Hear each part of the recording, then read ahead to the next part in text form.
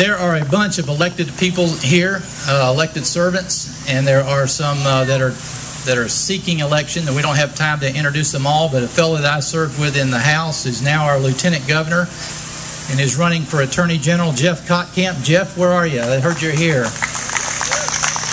Come on up, Jeff.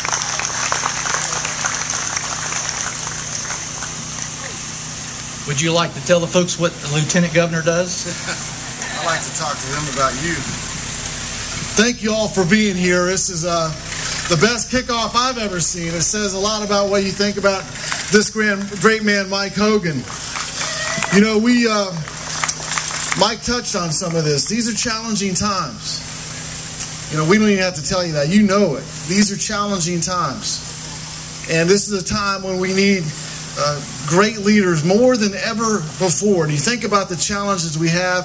Mike mentioned I'm running for Attorney General. You look at this challenge that we have in federal court on Obamacare, which isn't a challenge about health care. It's about freedom. Does the Constitution mean what it says? Does the 10th Amendment mean what it says? Do we as a people draw a line in the sand and say to the federal government, enough is enough? We're tired of you getting further and further and further into our daily life. Those are the kind of principles that drive Mike Hogan.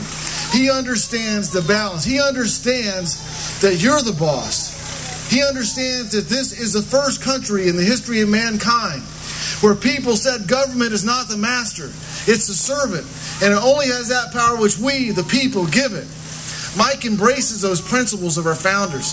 You know, I had the great honor of serving in the legislature with Mike Hogan and Aaron Bean. And I can tell you, every time that Mike showed up in Tallahassee, he had you in his heart. He had this community in his heart. Mike is like you. He has his priorities straight. His faith, his family, and his freedom. And I can tell you this. You will always be proud of your mayor with Mike Hogan sitting in that chair.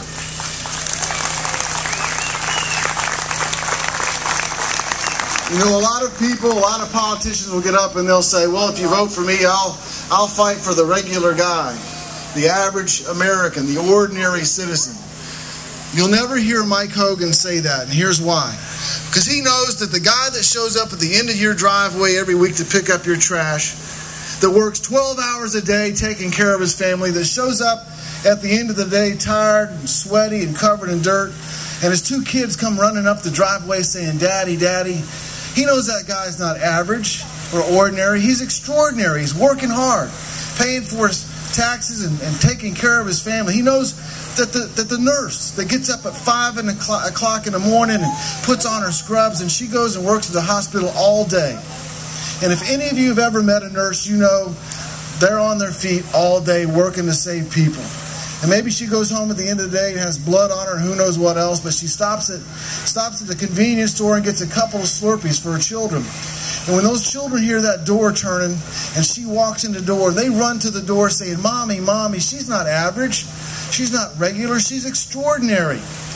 Mike Hogan understands that if you really want to turn this community around, this country around, rely on the people that make this country extraordinary. He understands that what makes this community great is you. He believes in you. Let me just finish by saying this. I've talked to Mike a lot. I know how much he loves this community. I know what a man of God he is and what a principled leader he is. And I can't think of anything better to do today than come right here, right now for this kickoff to tell you that I am enormously proud to support and endorse my friend and yours, the next mayor, Mike Hogan.